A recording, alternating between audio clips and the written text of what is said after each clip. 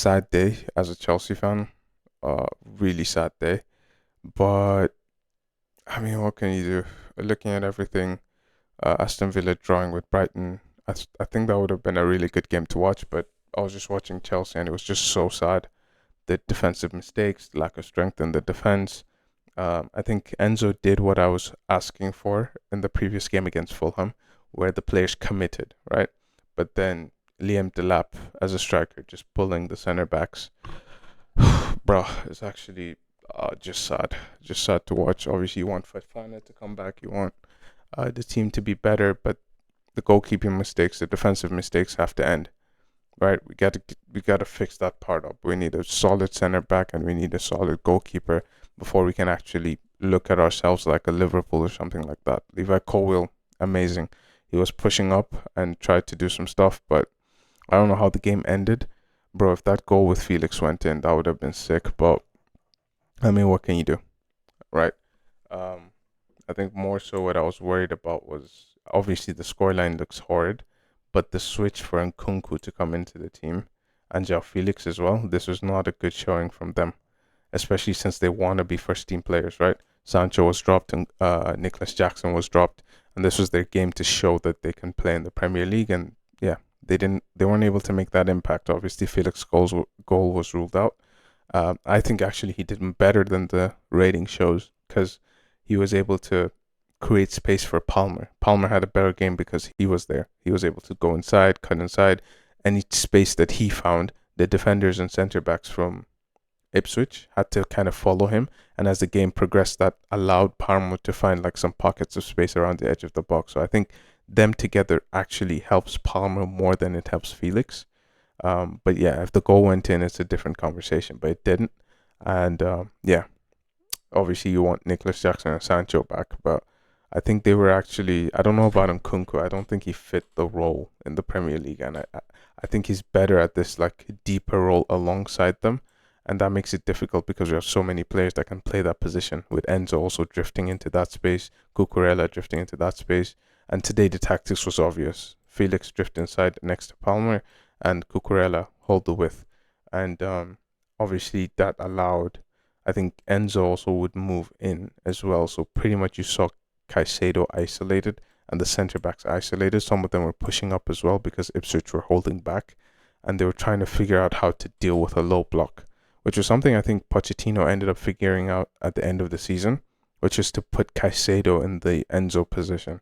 And I think Caicedo, to put Conor Gallagher. I think Colin Gallagher was amazing last season towards the end, and they figured out how to deal with teams like Ipswich and how they sit back and things like that, and that's how they were getting so many goals, and they were actually able to make it into the top five. I think it was, or no, actually, yeah, I think it was top five, and then United beat City, um, making them have the Europa League spot instead of Chelsea.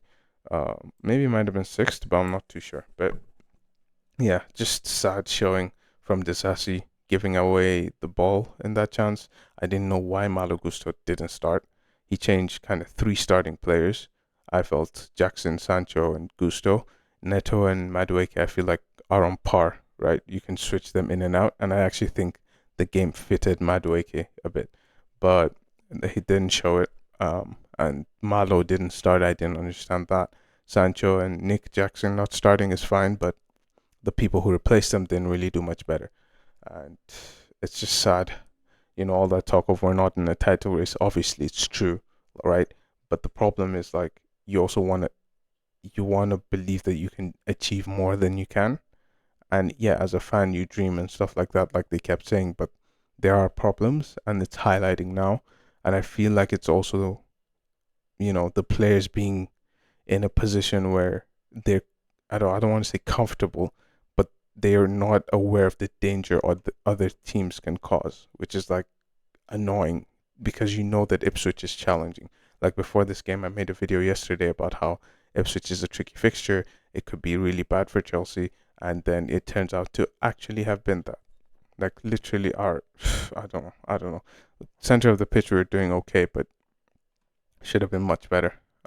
Should have been much better, but shoulda, coulda, woulda. Aston Villa probably was a really fun game. They didn't end up winning though, but it seems like they're getting there. They're getting back to their best. And then United losing again, which is, I don't know, pretty much the standard now. I mean, they bought De Ligt, bought Masraoui, didn't do well. Their best players are the two players which everyone was like, are they sure they should be starting for the team? So it's actually quite sad. It's literally just Ericsson and Casemiro that did well stat wise. I didn't watch the game, but yeah, Newcastle in a patch of good form.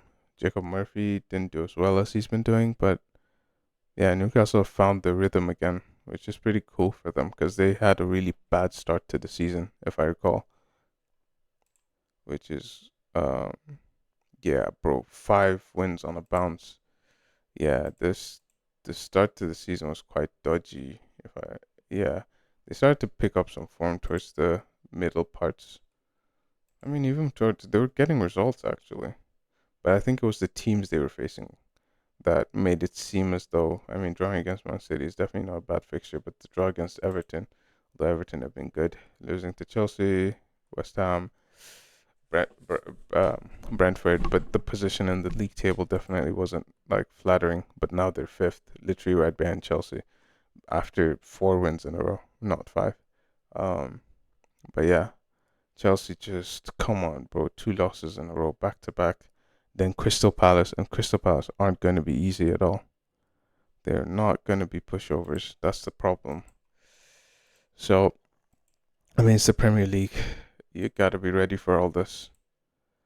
Um, yeah, you got to be ready. Arsenal aren't playing till 1st of January, Wednesday. All right, we'll see. We'll see how that goes. But yeah, I was really hoping Chelsea could be pushing, but you can see the difference in standards. Liverpool put their opponents away. Chelsea aren't. Um, yeah, it's just sad.